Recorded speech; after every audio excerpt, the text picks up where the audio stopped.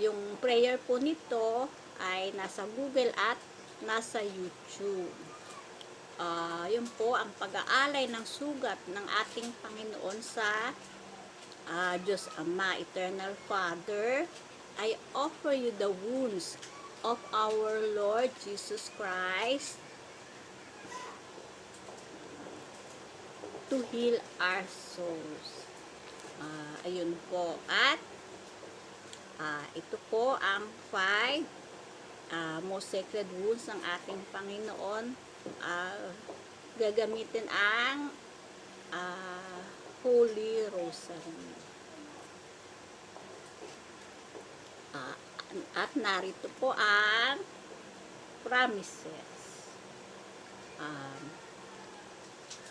At each word that you pronounce of the chaplet of the holy wounds, I allow a drop of my blood to fall upon the soul of the sinner.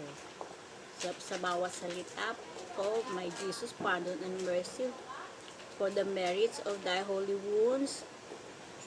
Dito po ay mag-aalaw ng drop ng blood ang ating Panginoong Hesukristo. Ang kanya pong blood para sa sinner. Number 2, each time that you offer to my Father the merits of my divine wounds, you win an immense fortune. Yun po, di ba, yun na ngayon na sinasabi natin na naghahanap tayo ng kayamanan. Pero ano ang tunay na kayamanan? Ang ating Panginoon. Tulad po, di ba, nung kwento, di ba yung kwento sa Bible na may isang magbubukid na nakatuklas ng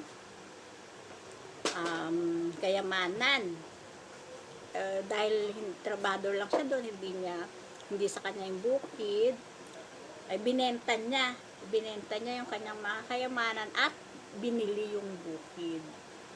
O bakit niya kailangang bilihin ang bukid? Dahil ang kayamanan na naroon ay hindi niya kayang iuwi. Ganon din po dito sa ating Panginoon na siya, nasa kanya ang lahat. Siya na ang may-ari ng lahat. Ano pa ba ang hahanapin natin?